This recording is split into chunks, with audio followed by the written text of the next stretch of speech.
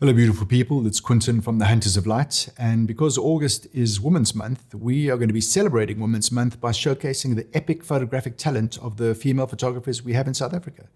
I think it's high time that we focus on women photographers. I think they get a raw deal in the industry. It's been very male biased for far too long. And I think if I and the rest of the people on the Hunters of Light can shed some light on these amazing photographers and possibly the issues that they face when trying to do their jobs, I think it'd be really, really cool. So we're starting off with Grethe Rosseaux. She's going to take us through her top 10 images. And I think it's going to be really cool. The other thing that we're planning for this month is a panel discussion and get a whole lot of women photographers around a table, chat about the issues, the challenges that they face, and just that we can highlight these and make everyone more aware of them. So yeah, fantastic. Really, really looking forward to that. If you're watching this for the first time, thank you very much. Really appreciate that. Please remember to like and subscribe. If you're a subscriber already, oh man, you're a rock star. Really appreciate it. The fact that you subscribe means a lot to me and of course to the channel because that's how we grow. So yeah, let's chat to Greta.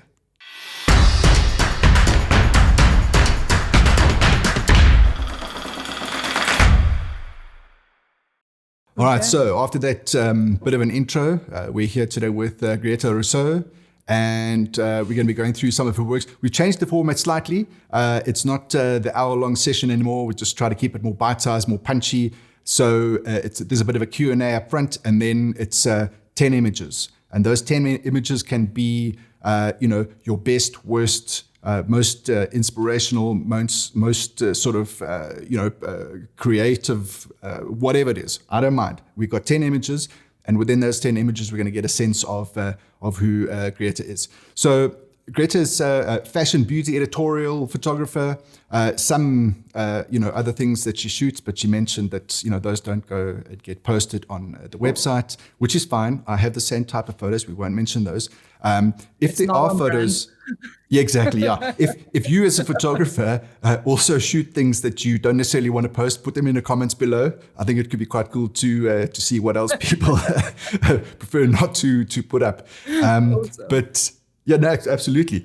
Let's just get a sense of who Greta is. So we'll start with some questions, and they're kind of I'm trying to keep them as uncliche as possible, but at the same time we kind of need to get a sense. So what is your career path? How did you go from aspiring photographer to doing it full time and for a living? So I always tell people that I didn't choose photography. Photography chose me. I know it's a very cliche thing to say, and a lot of people say this very often, but I hold a degree in graphic design, and I went to study graphic design with the point and the intent of drawing comics, which I still do because I love illustration and I never want to quit doing that. But yeah, when I showed up to the open day, they basically said, "Oh, you have to do photography as well." And I was like, oh, I did not sign up for this, but they said it's compulsory. You have to do it. So I did my first year of darkroom work. Absolutely hated it. I failed my first semester. It was terrible. And somehow within the last little bit of the year, like this much left of the year, I managed to just like piece it all together.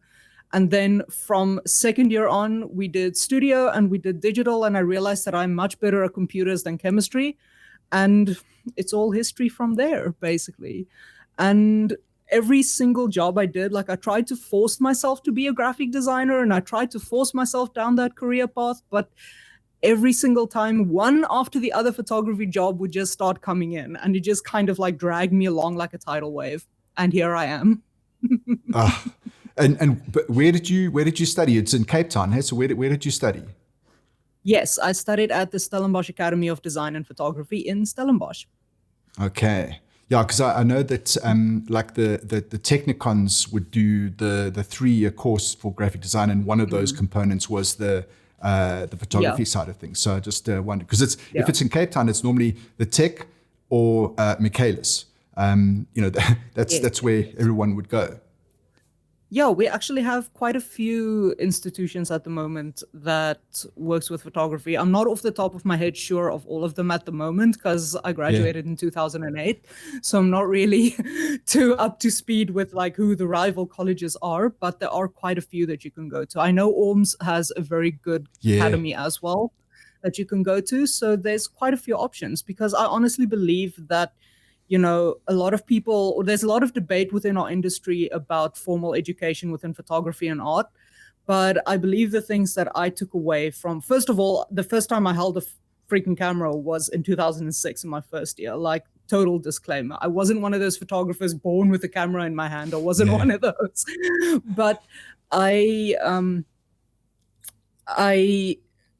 do want to say that the importance, or that my takeaway rather, from formal studies with things like work ethic and visual literacy and critical thinking and things to that extent, which I believe can really benefit photographers and artists in general.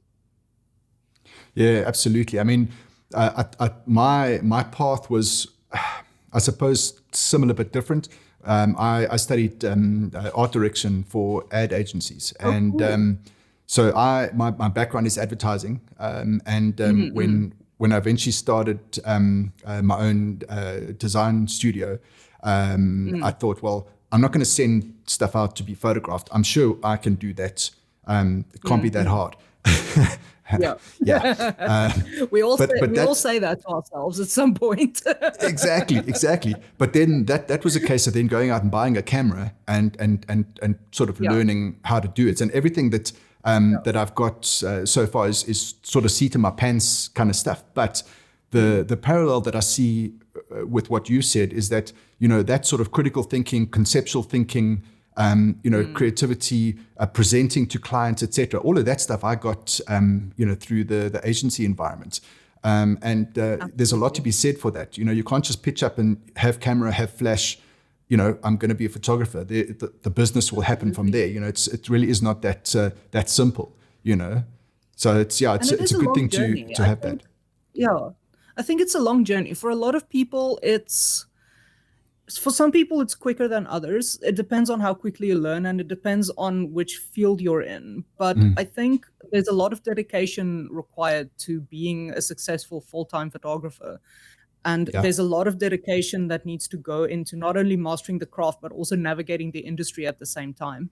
And that is something that I really think formal education is great for, because you get to be in an environment where you can make mistakes, you can learn, you can get valuable feedback from your lecturing staff without, having to learn the hard lessons with clients and, having to navigate the industry or learning to be a professional within a very difficult industry while you are still learning how to be a photographer. So I think there's a lot more value with informal education than people actually realize, because I think a lot of people go into formal education with certain expectations, and then, those expectations aren't necessarily met, and then they kind of feel that they wasted their time and money on a formal education, which isn't necessarily true. You just have to adjust, your expectation of what you want to get out of it. Absolutely. All right. Yeah. So jumping completely away from that, what is your favorite lens and why?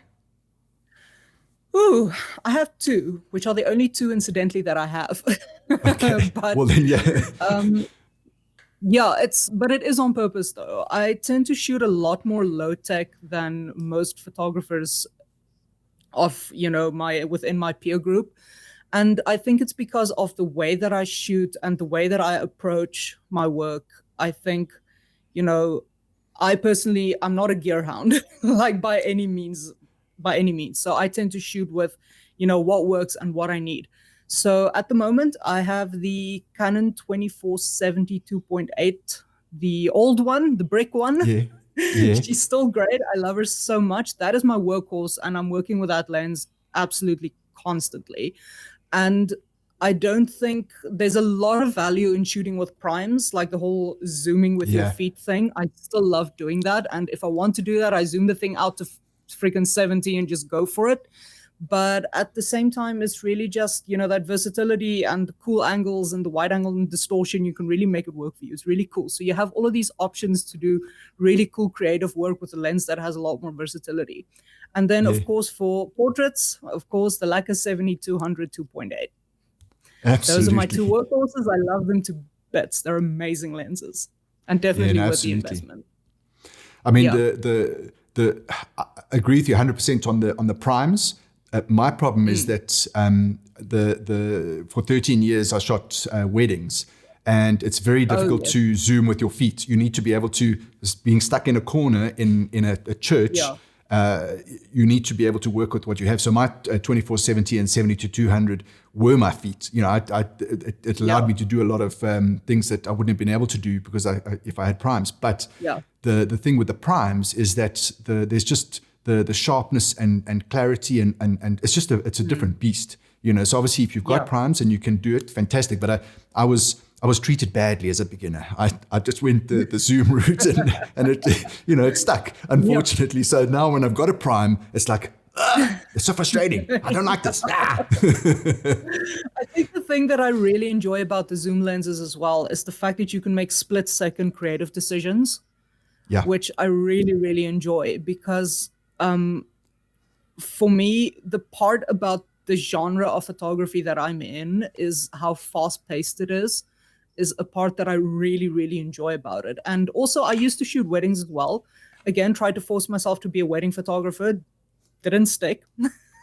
Didn't stick. I still do shoot a wedding from time to time on very, very, very special occasions. I'm very, should I say, very discerning about the weddings that I do shoot. So I'm actually shooting one at the end of the year, which I'm actually really excited for. But very cool. It's just, I learned from weddings, something that really, really stuck with me from weddings. Number one, resilience. And number two, like split-second problem solving.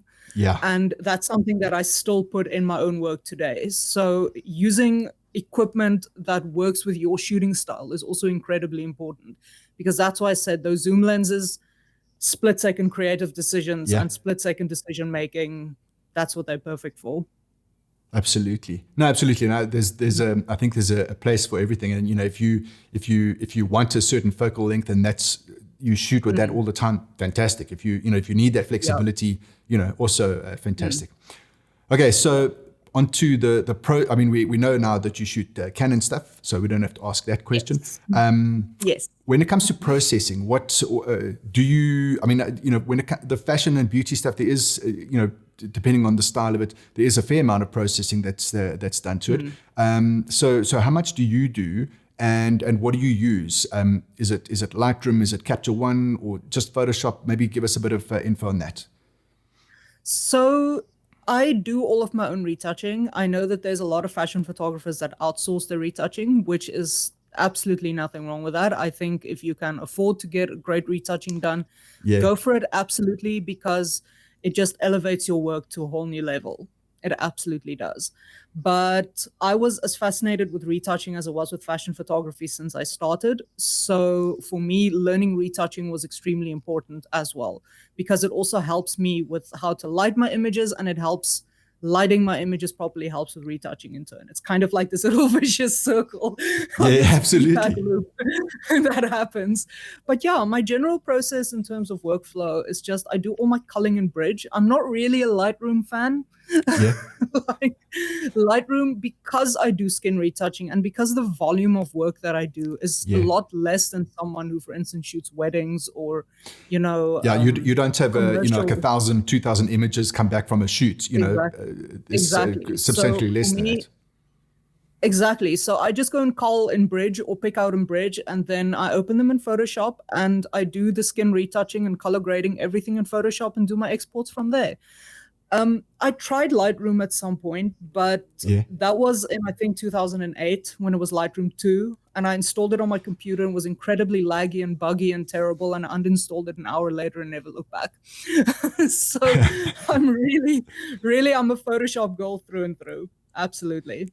And like in terms of workflow for skin retouching, I basically do, a lot of people ask me this, but I like doing a more natural approach to retouching because because I like working with natural skin retouching, and I retouch what's already there. I don't add anything unnecessary. Yeah. I don't take away too much either. I work with, just generally, what the makeup artist created. Because I also kind of feel if you're going to retouch out or change makeup, why did you have a makeup artist in the first place? That's kind of my personal philosophy with regards to that. But I basically just do a mix of frequency separation, dodging and burning, and healing brush. That's generally what I do for skin retouching. Cool. Nothing much more. No, that's awesome. I mean, the thing with doing your own retouching is that when you are shooting something, you can make those decisions because you can pull something back, or you can compensate for the shadows or the highlights, etc. So I think it's a very good thing that that you know how to retouch. And I think the problem that I see with outsourcing it is that if you know what your intention is, does your retoucher, especially when it comes to like weddings where you've got a lot of images that need to be done. You can't send in a bit of a brief on each one of them. That's a tricky part for me. But being able to retouch them yourself, I think, is critically important, even if you do outsource them. Yeah, absolutely. And I think also if you do outsource your retouching, the onus remains on you to refine or to find a retoucher that absolutely understands your work and understands your skill, because not all retouching is equal, or I don't want to say equal, but it's not all the same in the sense of certain things, depending on the light, depending on the the intention of the image, where it needs to go, what it will be used for, the retouching is going to be different. Like, you're not necessarily going to retouch a wedding image in the same style as you're going to retouch, say, like a high-end beauty campaign. It's not going to be the same. You also get retouching for jewelry, you get retouching for products, even for cars. There's retouching. Yeah, so absolutely. there's a lot more. There's a lot more that goes into retouching than just doing skin work. And obviously, I specialize in skin work, but there's retouchers who do a myriad of things, and they are absolutely incredible, and I have so much respect for them. And I do want to say that, like retouching, there's a lot more to it than just skin retouching, number one, and doing it well is it's a very long journey. It's a lot of work, and it's a lot of practice. So to anyone wanting to get into retouching, guys, there's no magical silver bullet answer to this. Practice is all.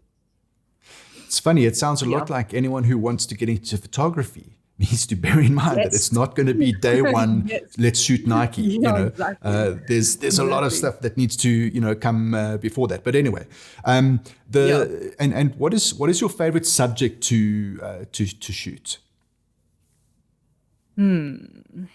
So I really, really love.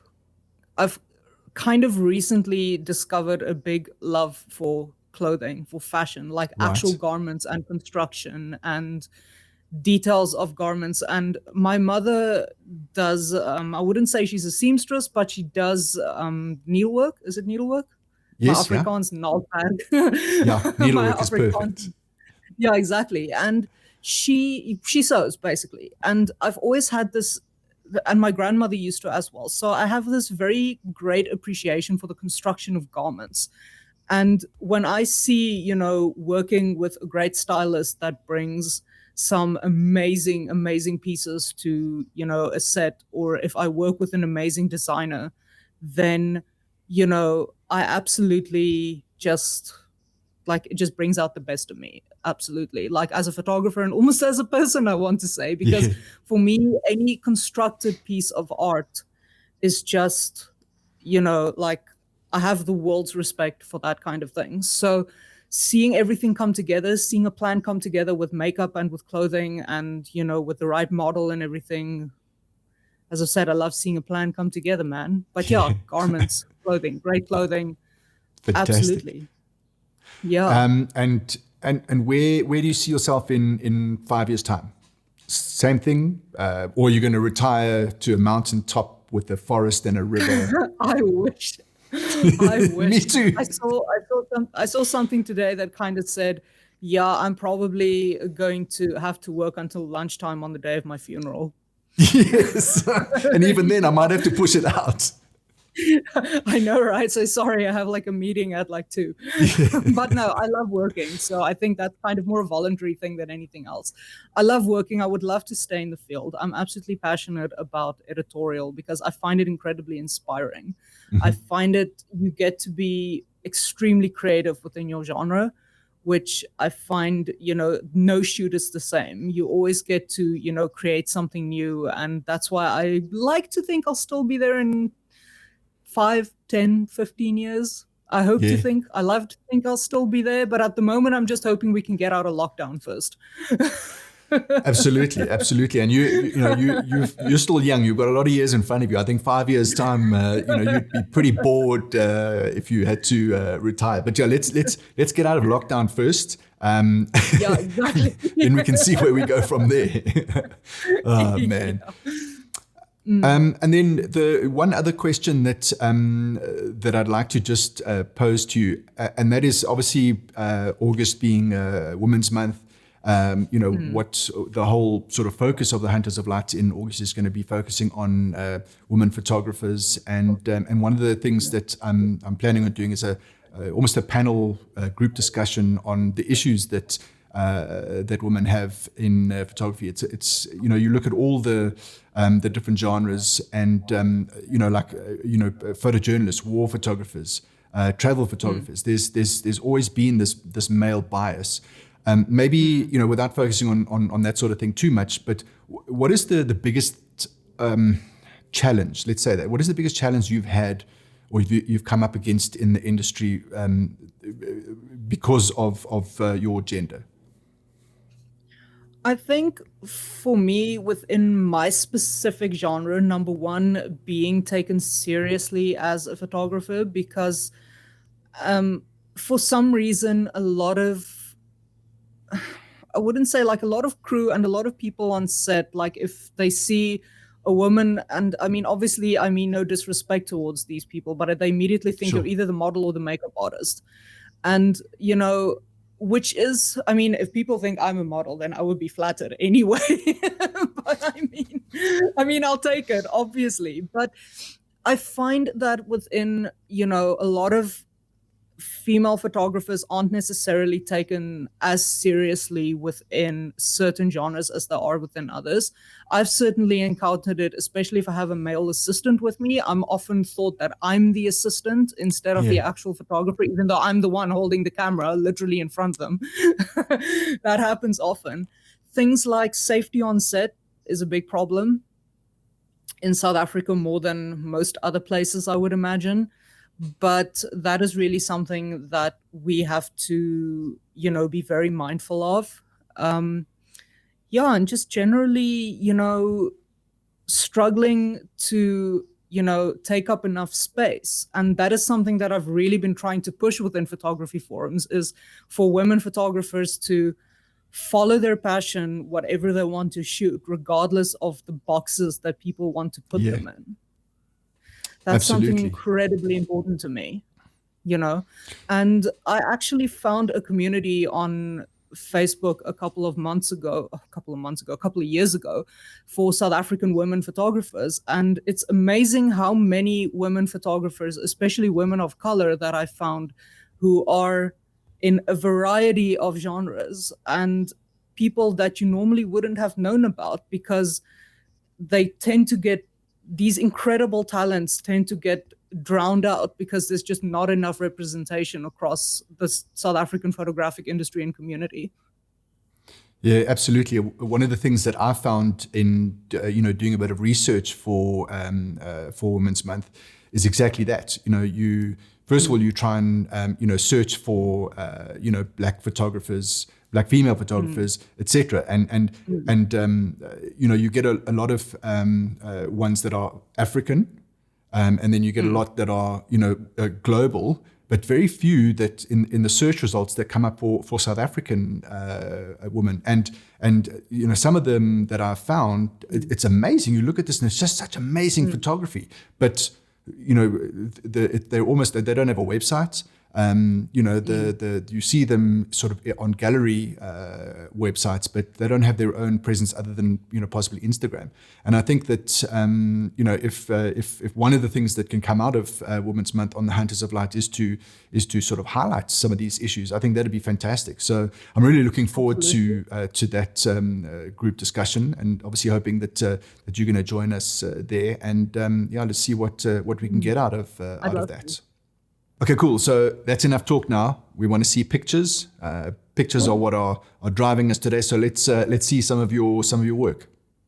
All right. So let's talk about the most influential image.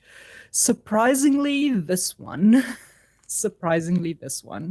When people look at my work, for some reason, they always come back to this image. And that is why I like to think it is, if anything, the most influential photo. And mostly because when anyone asks me, what kind of shoots are your favorite ones, my answer is always the difficult ones. And this one was quite challenging for a variety of reasons. And number one, it poured with rain on the day that we were shooting this wonderful spring collection for one of my favorite designers. And we had the most beautiful location, the most beautiful garments, most amazing model, makeup artist. Everything was like, there was no way it could fail. And then the weather just decided sorting.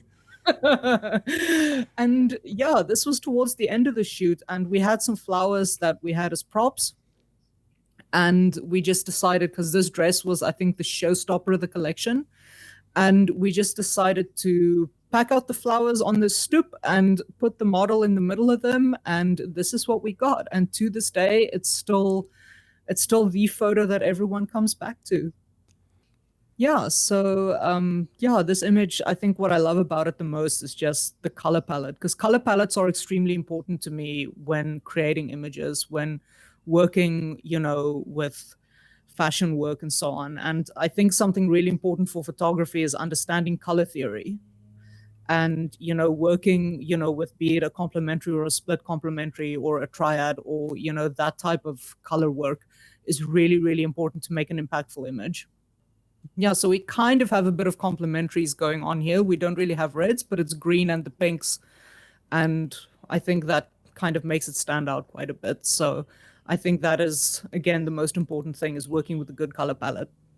So this image for me is a perfect example of getting the right team together to create, the perfect image. And one of my makeup artist friends always reiterates this practically on every shoot. And she says it takes a team to make an image.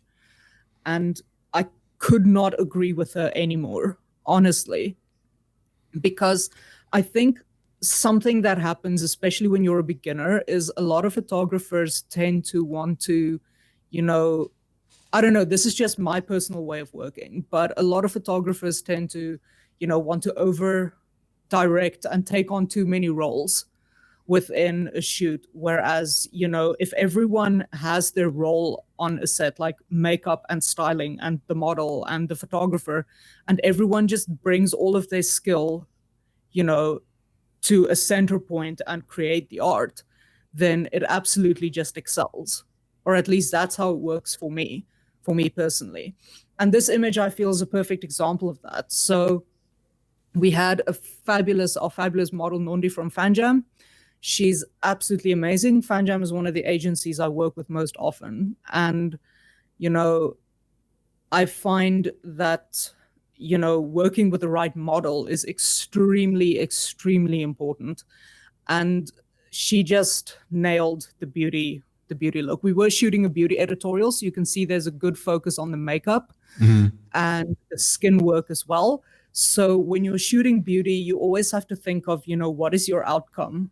Once again, like, what are you focusing on? What are you shooting? Are you focusing on eyes? Are you focusing on lips? What are you looking at? Like, number one, beauty is about makeup. It's about the model, and, everything else can be secondary. So we basically just worked with our beautiful pink blouse that we were wearing and the earrings working with the color scheme. And then everything else came down to the makeup and the model and her pose. And the lighting was very, very simple. It was a ring light and a bounced flash.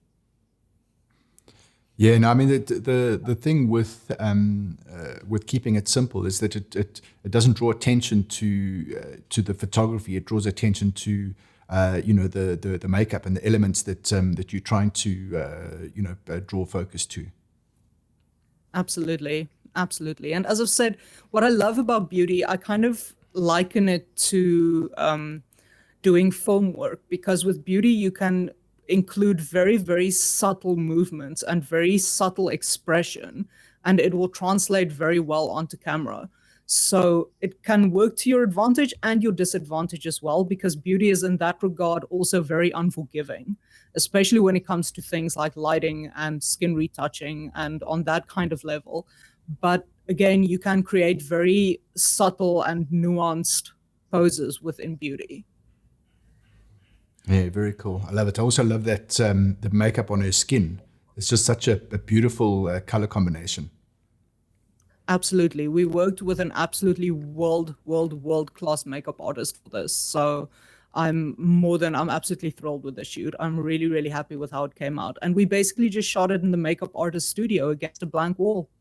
So this image is done for one of my most regular clients. And what I love about this is the absolute simplicity in terms of lighting. Because sometimes I think a lot of people look at studio work and they tend to think that there's a lot more to it than is necessary. And the light setup for this was only one large octabox to camera left. And then I had a white poly to camera right to just fill in a little bit of that shadow behind her. And that's in many instances all that you actually need, is to kind of strip it back down to basics. And in this case, having a model that knows how to move really elegantly and gracefully absolutely just changes the game. And I love, once again, the color palette. I love the location or the studio setup with the paneled walls that we shot in. And I'm just really like just kind of taking that catalog shot to a little bit of a next level. So it shows off the sleeves and it shows off the movement of the garment, which I feel makes this a really successful shot. Yeah, I like the textures in it. You know, the sort of the folds where you've got that the highlight and into the shadow. I think that's really nice and defined there. The one thing that's, and I don't really shoot fashion and beauty, although it looks like it would be pretty cool. It looks. I sometimes look at it and I go, but I don't get it. And I think that you need to sort of understand where it's going, what it's going to be used for, Yeah, what the hero is, absolutely. to so that you know what it is that you're trying to produce. And I think the more that I look into it, the better my understanding will be. But it does, it is quite different to something where you're doing a portrait where it's quite crafted and you've got Yeah. four lights and this and that, and this is like, in this case it's more about the location and the garment, and you don't need to fancy it up because the hero is the garment.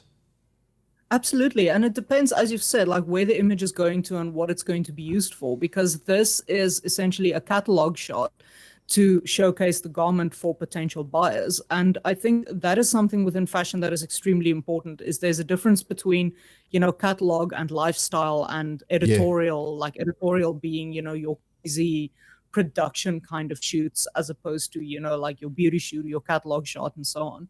So as I've said, just because it's a catalog shot doesn't mean it has to be like just front, back, and sides. You do have to do those shots for a catalog shoot, but you Yeah. can Yeah. go a little bit more creative than this one, which I think this is from the shoot one of my favorite shots. There's one or two others that I really love, but I think this is the hero shot, definitely.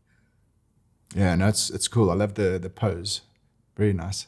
Yeah, she was amazing. The model was an absolute star. All right, let's go to this one. So again, same client, same designer.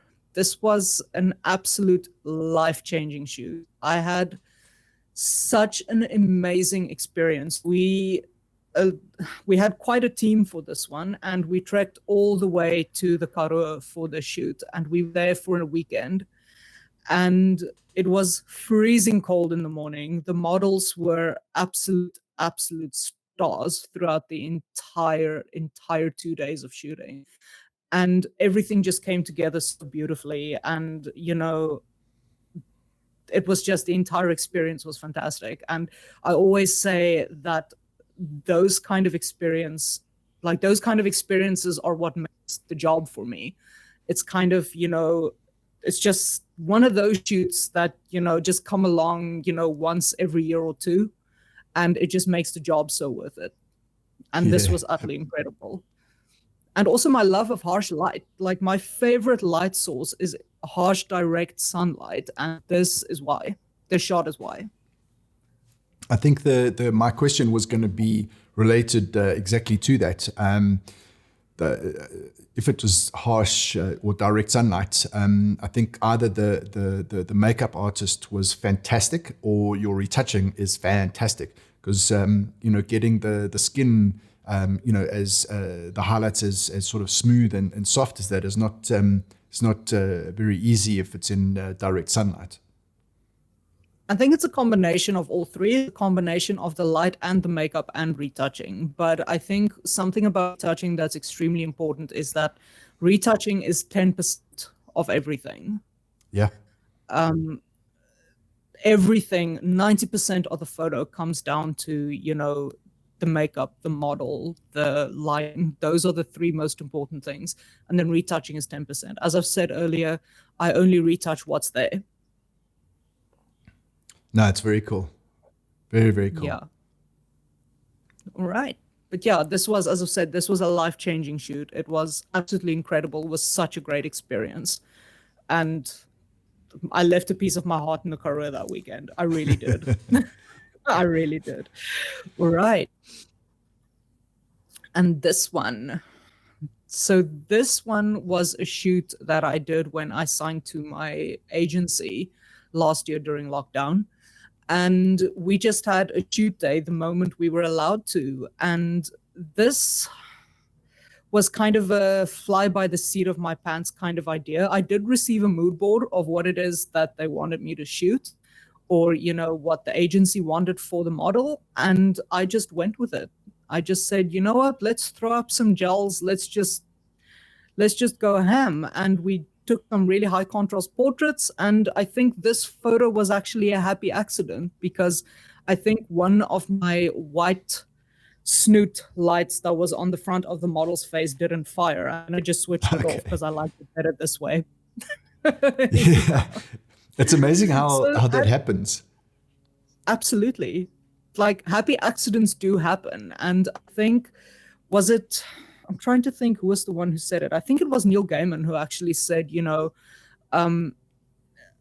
something along the lines of, you work really, really hard. Like, people think that, that you get lucky, but you actually work really, really hard. The harder you work, the luckier you get. Yeah, absolutely. And then, of course, when you have an accident, then, all of that hard work kind of feels like it's been thrown out of the window, because this thing happened by accident and it's fantastic. For sure. So it's always, again, I come back to this shot and I just kind of think, how had that light not recycled, had that light recycled quickly enough, then I wouldn't have had the shot. And as I've said, I switched the light off and I did a couple of shots this way and I just fell in love with it. Like, the color palette, everything, it just worked out so beautifully. That's very cool. It when you say that, it kind of reminds me of if I'm doing a portrait and the key light doesn't flash for whatever reason, and you've just got the rim lights, and it's like such a beautiful sort of feel, but it doesn't work for for corporate portraits.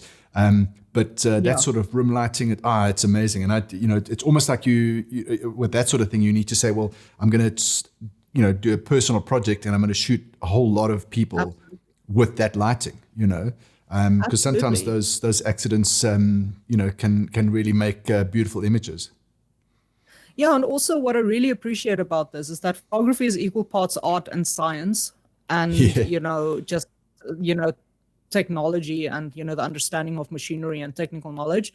But this image is for me a perfect example of the visual light spectrum, in the sense of red overexposes a lot more easier than blue because it has a longer wavelength, and it's kind of like something that is also really important when you are setting up color gels, to kind of bear those things in mind. So that was a good exercise for me in just, the technical aspects of working with color within, a studio space or just in general, aside from just color theory, like the actual practical implications of the scientific background in terms of, how do you apply to actually creating an image. And of course, you can see like the reflective shirt she's wearing. I really love reflective, shiny things. I'm a bit of a That's very cool. So yeah, for this image, I basically went on a shoot day with my friend, and my friend is another photographer, and we always organize, or used to organize, these kind of, shoot days where we would just, take our own model, take, our own crew, however many people we want to, and we just go and find a place or concept to shoot. Sometimes it's a concept, sometimes it's a location. And in this case, it was the location that kind of set it up for me, because we had a very big fire on the side of the Gordons Bay Mountains towards Royals. And yeah, I've always kind of toyed with the idea in my head of doing a shoot around the concept of the phoenix, because the symbolism of the phoenix is extremely important to me personally. And yeah, I just decided to call up, got the most amazing model, as you can see. And I got an amazing makeup artist and stylist, and we just trekked all the way around the mountain. We arrived, and for those of you who know the Helderberg-Overberg kind of area, it is extremely windy, constantly. Yeah. And that day was no different. That day, actually, like, Gordons Bay brought its best on that day. Oh, really? So once again, the difficult shoots were the best ones. And yeah, like, it was incredibly difficult. The poor makeup artist trying to apply that golden pigment, that golden loose pigment, and it went flying all over the place. I'll never forget that, and how frustrated she was. But, how she nailed it at the same time. And I think these kind of shoots are really important, to test your mettle and to kind of see how you perform in adverse conditions, and when it's not the ideal situation to work in, and not the ideal circumstances under which to do certain things. And yeah, like this shot particularly, all that I did was once again just worked with the sun, and I had a full flash 580EX2 flash to, I believe, camera right, just as fill-in, and that was it. That's lighting. I must say, I quite like the play of the background, the red of the background, the proteas, I think it looks like, and the blue of the garment. I think that works really, really well. Did you play a bit with that in post-production? I actually just threw a flash behind her with a yellow gel on it, because I wanted to make it look like the bush was on fire. Once again, Nice. It is the whole Phoenix concept.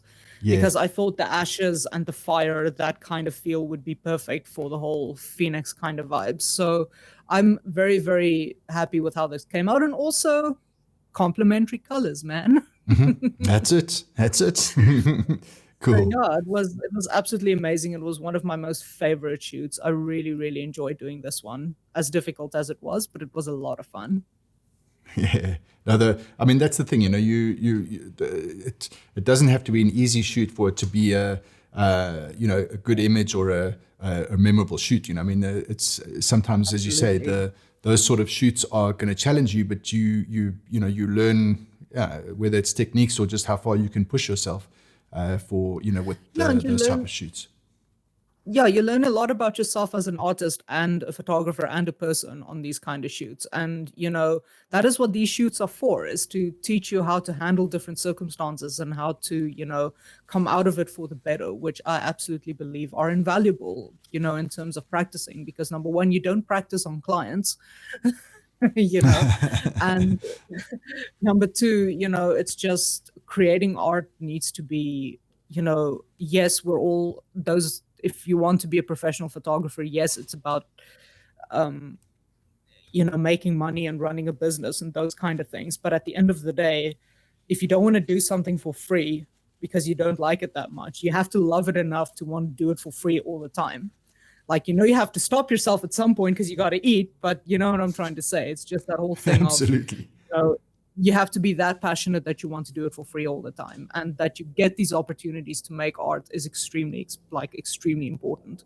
Yeah, so this image is a good example of you don't need a lot of fancy stuff to make a really cool photo. And all we had was the white brick wall next to my neighbor's house, a sunny day, and a little bit of a breeze. And also my friend, who's the model and also a great stylist, she has a lot of vision when it comes to, creating fashion and creating great images. And she just comes to me when we want to shoot, she comes to me full of ideas. And I just love that. Like, she always has an idea for something, which is amazing. And we just set about shooting around my house, and we just found light and shadow, because I sometimes feel that, especially among beginner photographers, there's a lot of pressure to get the perfect, even, flat lighting, which isn't necessarily needed for every single shot. And I think playing a little bit, trying to get the right light, trying to, work with dappled light, work with shadows, work with like a shadow over the eye, for instance. It's not always, required to have, I don't know, like, it takes a lot of character away from the shot, trying to limit yourself, to just shooting the same way all the time. And this image was, a good example for me in creativity, in terms of just, just going with it, basically. Yeah, I tend to agree with that. I think there's definitely a lot of sort of mood and feeling and that sort of thing in the lighting here. And I do think that it's a good thing for people to break out of the usual way that they shoot things. It's nothing wrong with if you normally try and shoot it a bit more clean, to break away and say, no, you know what, I'm going to backlight everything, or no, I'm going to just have it straight on in the front, or whatever. Just, you never know. It's again just pushing yourself and trying new things and having fun.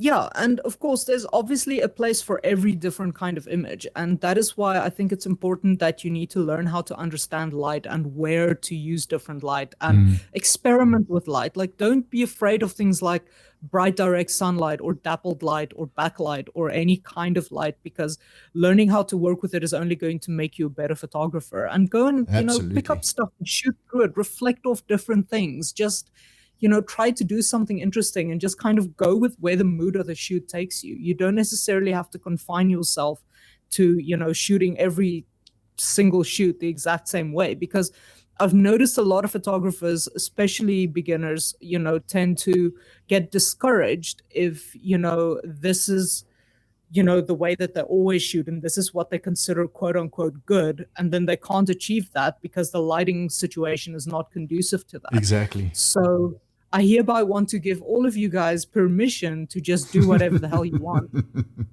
I love it. And to not, and to not put yourself into a box, creatively, when it comes to creating photos and when it comes to, just expressing yourself, because being expressive is as important as, being precise. Like, being calculated is perfect and fine, but it's also something I need to, teach myself, because it's something I struggled with for a very long time, because my work was always very calculated and very, precise and meticulous. But these days I tend to, try to be a little bit more expressive and a little bit more,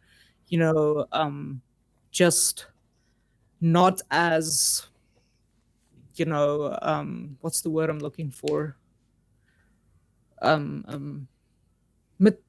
Let's just say meticulous. Like, I don't have to be that overly meticulous. I just kind of want to, like, meticulous and calculated. I sometimes just have to be expressive and, let myself loose a little bit. Yeah. No, absolutely. I think one of my stumbling blocks is, what if it isn't, what if it isn't whatever it is? But it's just that no, I'm not going to do it, because you want it to be a certain way. And if it's not going to be like that, or if you can't see it turning out the way that you want it to turn out, you almost prevents you from starting the thing. And if I think if you don't think about the how, and you just do it, It may very well turn out exactly how you wanted it to, but it may take a different direction. And, Yeah. there may be a new style that you can then start playing with. So it's definitely something to consider. Absolutely. And I think also on the topic of style, you just mentioned it there. I think a lot of people always ask, how do you find your style and where is your style from? But oddly enough, something I've noticed is that your style is something that's been there from the start. And what I notice within my own work, even though my first work, everyone, like your first work is, trust me, like you only see, a lot of people see, the final product of, the culmination of the work of like, 10 years. Yes. And yeah, and then they immediately think, that people become disheartened when they see the work that someone's put in over 10 years. But I promise you, my friends, I promise you, my first work, you guys, you guys. But what I noticed within my first work compared to what I do today is I always had high contrast and bright colors and powerful poses. And that is something that's always been crucial and integral to the way that I shoot. And that's not something that's ever changed. So the way that you shoot and the way that you see photos and the way that you see photography and, the way that you express it is something that does not always change. It's something that is there. You just kind of polish it the longer you go.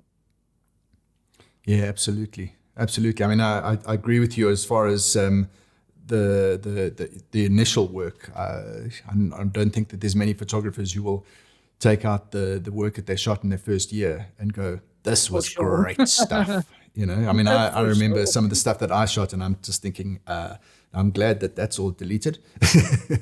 Yeah, I feel you. I feel you. But yeah, that's what I'm saying. Is that your style is something that's there from the very beginning. You just kind of polish it, you know, you just polish it and you keep working through it until Yeah. you manage to, create, look, you're never going to be satisfied with your work. That is just the bane of us artists in general. Yeah, that's it. But, but honestly, and I'm saying this because, I know this from myself, it could be different for other people. I mean, but at the end of the day, the way that you see the world doesn't always change that often. It's just your execution thereof gets better. So this shoot was part of a very big collaboration that I did with the model. The second model was the model from the previous shot as well. And we just wanted to create this absolute elaborate kind of, how should I say, like an elaborate Cape Town nightlife kind of shoot. And we started at sunset and, we had an amazing car that we shot with, started at sunset kind of thing. The shoot spoke to a little bit of teenage rebellion, kind of, the wild girls out at night, that kind of thing. It was absolutely amazing. It's still one of my favorite shoots to date. And this particular image was, again, just kind of prove why photographers are opportunists when it comes to cool lighting and stuff. And this was basically, the shot was, you can see there on camera left, there's the blue LEDs, which are reflected back into the lens. But essentially, again, it comes down to science because it was I think it is a laptop repair shop in Sea Point, I believe, which has like an LED sign in its window. Mm-hmm. And I positioned the model in front of it. And if you overlap green and red light, then it gets yellow. So that is essentially what created the light on the model, with those amazing LED lights. Very from, cool. From a window sign. So that is something I think that is really important for photography, is that it is 90% observation and 10% clicking buttons. And this is also one of my favorite models. She's absolutely, absolutely amazing. And, it's just everything for this shot just came together. Again, I love it when a good plan comes together. And in this case, it really did. No, it's. I love the opportunistic lighting technique that you use there. As you say, it's so important to find the light. People keep saying, you need to find the light, and that's exactly it. You can't just say, well, this is where I want to shoot it, because anywhere else and you wouldn't have had that same effect. So it's really important to have a look around, see what's out there, and Yeah. use it to the maximum. Yeah, like just use it to your advantage. And, as I've said, it's 90% observation, and it's a skill, it's a muscle that can be trained. Like this, the photographic observational muscle, it's something that you can train. It's, you can teach yourself to look around. And that's something I really appreciate about photography as well, in my daily life as well, is that I tend to look at light. And even if I don't have a camera with me and I'm not taking photos of it, like nothing, I still get excited about golden hour when it's beautiful in my backyard. Yeah. I still get this incredible love for it because I learned how to look at it and how to appreciate it. And, even just a reflection on my wall, if it looks great, you don't necessarily need to photograph it. You can just look at it and appreciate it and learn from it. Yeah. And I think this was one of those learning opportunity kind of photos. And everything about this just, again, fell into place. And it's also another kind of luck kind of situation. But yeah, if people ask me like, what's one of my favorite shots, it's this one. Absolutely. Oh, that's awesome. Love the stories. So, for me, it's all about the story behind the images. You can look at it and take it at face value, but there's just so much that goes on behind it that makes it, so much more interesting. Yeah, and I love mood as well. Like mood in images are incredibly important, and creating light. I don't believe in like natural light and artificial light. I believe in created light and found light. So this was a good example of found light instead of created light. Cool. So I love it. Yeah, so that's kind of my whole situation. And sometimes you can use both of them at the same time. And, I like to work with both of them. But I think that's really, once again, the most important skill that we as photographers have, is working with found and created light to, create a story or to tell a story with. Once again, if you want to create a cool image, you don't need a lot of fancy stuff to do it. I shot this image in my backyard with only the sun and a branch from a dead tree in my garden to cast some cool shadows. And everything just came together. The model brought the absolute exact level of attitude that we needed for this.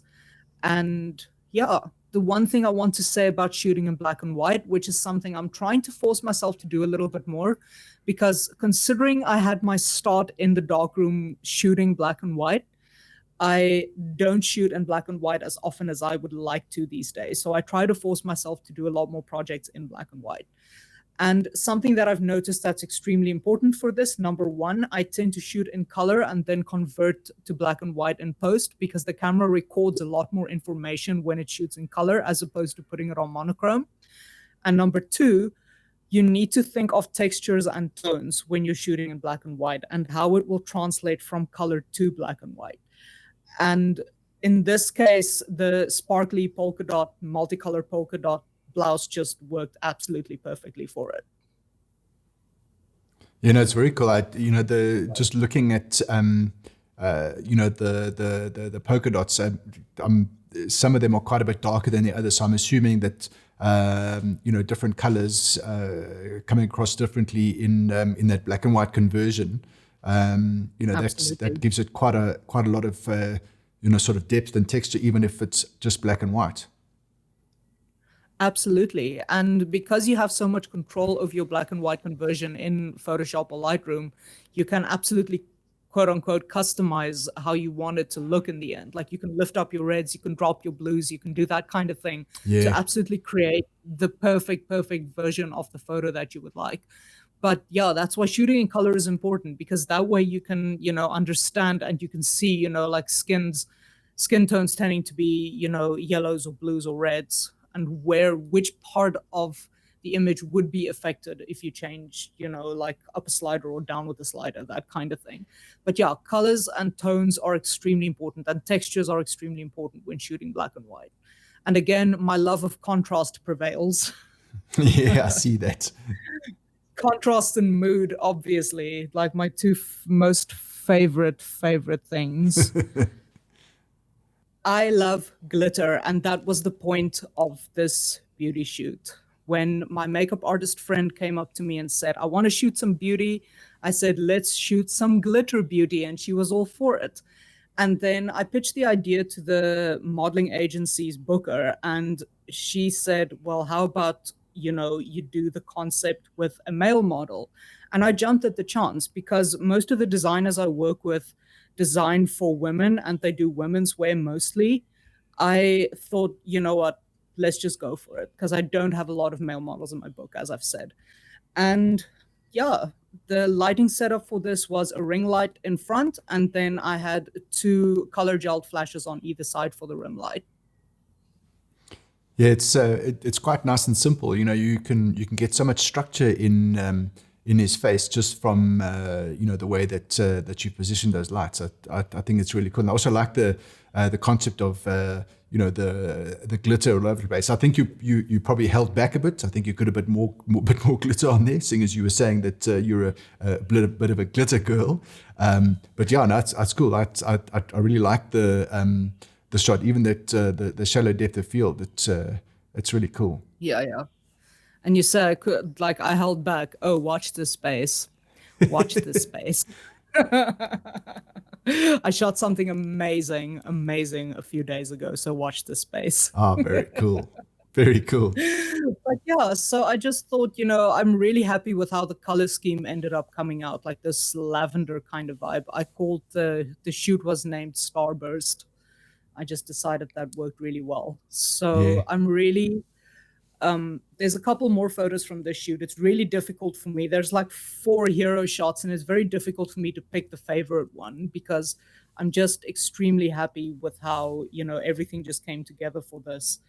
And, glitter is notoriously difficult to photograph, and it's been something that I've actually been working on doing correctly. Darina Barikina is a photographer that does it extremely well. She's probably one of the photographers that shoots glitter in probably the best. If you look at like the best glitter images, you just go and find her, Darina Barikina. She's absolutely fantastic. I watched a couple of her videos in anticipation for this shoot, even though the shoot was shot I think 2018, if I remember correctly. But I've been constantly working because I love glitter and sparkle so much. Yeah. I try to photograph it as well as I possibly can because it's also like this personal kind of goal for me to learn how to photograph it properly. Yeah. So there's also that. So always find yourself a challenge and find yourself a challenge within photography and try to overcome it, and don't stop until you do. And even then, keep going. And even then, keep going. Absolutely. But yeah, this is also one of those favorite shots that I look at is this one. Nice. I actually can't wait to, now that you've piqued my interest, I can't wait to see the next glitter image. Can't share just yet. But just she'll come soon. She'll be coming soon. Nice. All right. This shot I am tremendously proud of. So once again, this was shot for Judith Atelier, and this image was printed in Vogue UK. And this was just timing and luck and the understanding of the location and knowing what the light is going to do at that particular time of day and making it work for that particular time of day, and having the designer, come up with a great vision in terms of, I don't want to say set design, but in terms of, creating props to work with. It just all came together, and every single element of the shot, with an absolutely incredible model, one of my absolute favorites as well, just bringing all of that together. And it just turned into, once again, one of those photos that you look at and you can't believe you took it. Yeah. No, it's very cool. I like the movement in it. Just there's such a lot of dynamism in the shot. Yeah, absolutely. And everything from, the hairstyling and everything just came together for this. And as I've said, it went to Vogue UK, and it's still the biggest feather on my cap was the shoot. Oh, that's very cool. Yeah.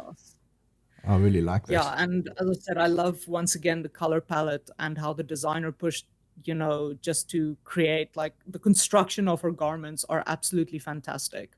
And just seeing how much movement and what you can create with them, and how you can not only create a mood but also just tell a story with each and every garment is just, for me, unbelievable. And again, this is one of those shots that comes back to what I said earlier on in terms of just creating, what is my favorite thing to shoot, and it's garments like these that have quality and life to them, and that you can tell a story with, and that you can create an image with, that just um transcends whatever you think you were capable of. Yeah, no, absolutely. I like it. I think it's got, everyone is going to take a different, viewpoint out of it. But for me, it just that whole sort of movement and the way that the material is flowing.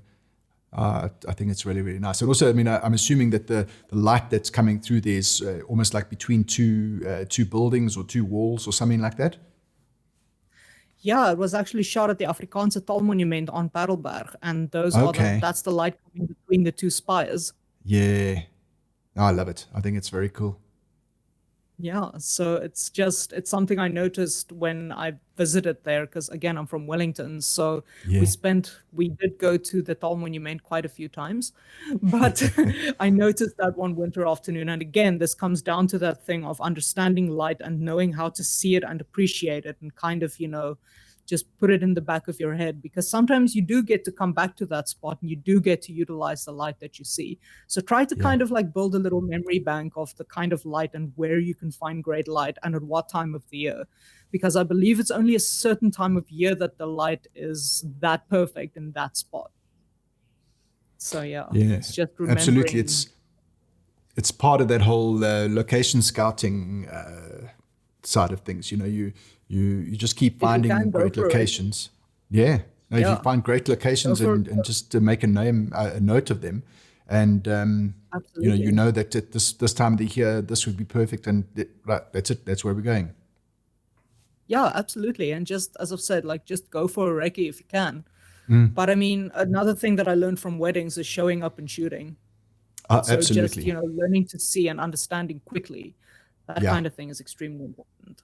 Yeah, It's a very good skill, and I think I've always said that if you can shoot weddings, you can shoot anything, because it pretty much. involves people, people's attitudes, people's anxieties.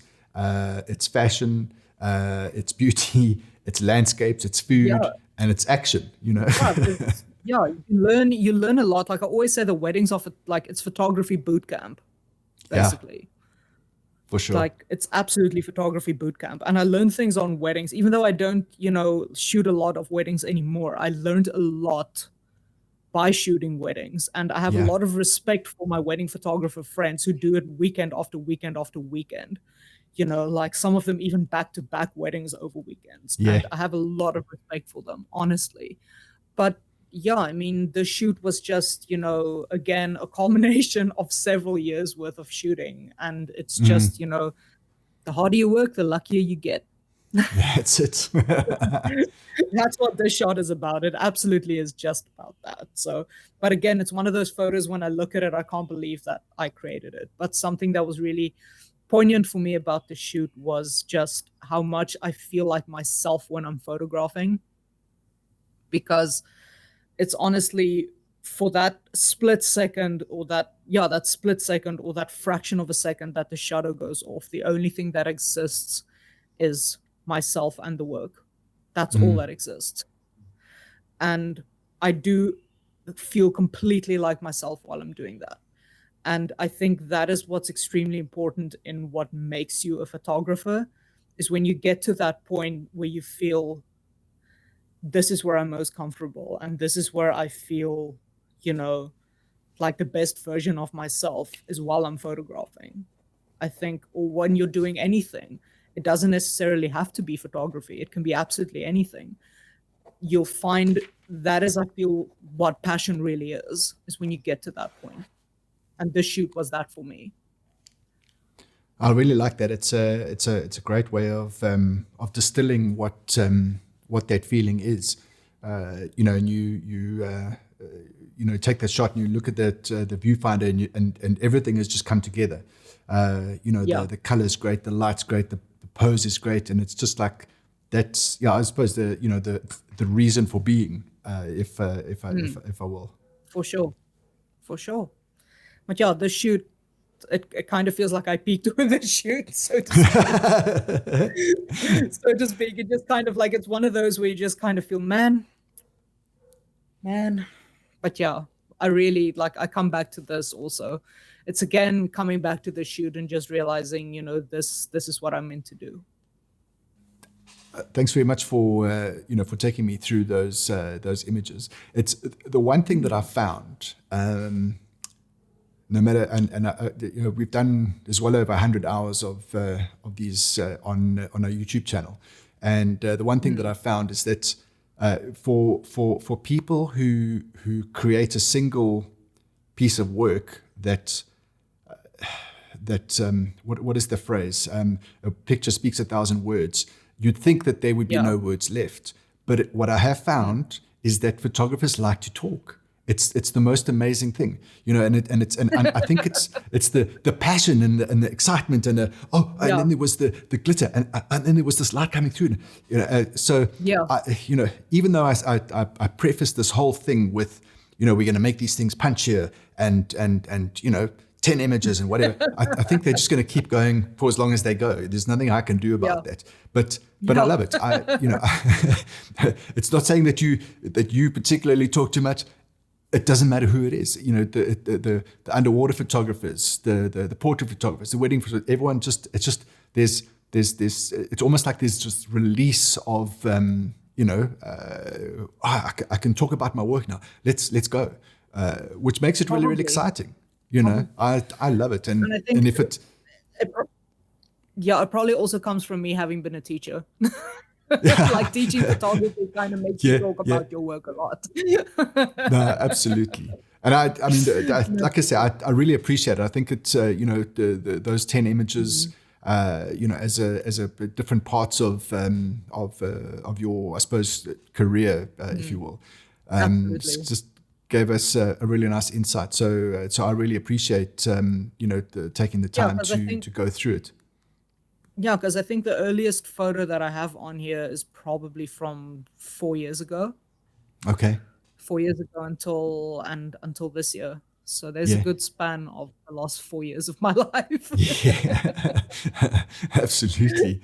No, I really appreciate you taking the time to go through it, and I think there's a big that was a big entrance into Women's Month.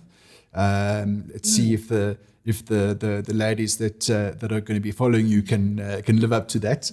I'm sure they will. There's a lot of talent that we have. So you set the bar. We'll see how it goes from there. And I suppose a bit of housekeeping. If this is the first time that you're watching one of these, thanks very much. Please consider subscribing. Hit the like bell. Subscribe, notify, all that cool stuff that kids talk about that I'm too old to be able to say. If you're a subscriber, awesome, fantastic. Thank you so much. Really appreciate it. That's how we grow the channel and we're able to educate, motivate, and inspire more photographers like you. So Greta, thank you very much. I appreciate it. And we'll post this, and then we can get some fans to give us comments in that below. Cool. Thanks a lot. Awesome. Thank you so much for having me. Cool. It's a pleasure. Cheers. Okay. Bye. Bye.